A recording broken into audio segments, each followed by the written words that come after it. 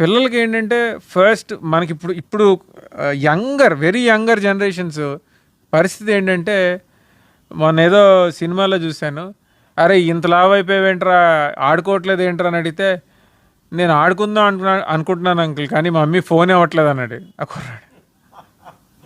అలా ఉంటుంది. So playing means physical playing, it's not about playing games on phone.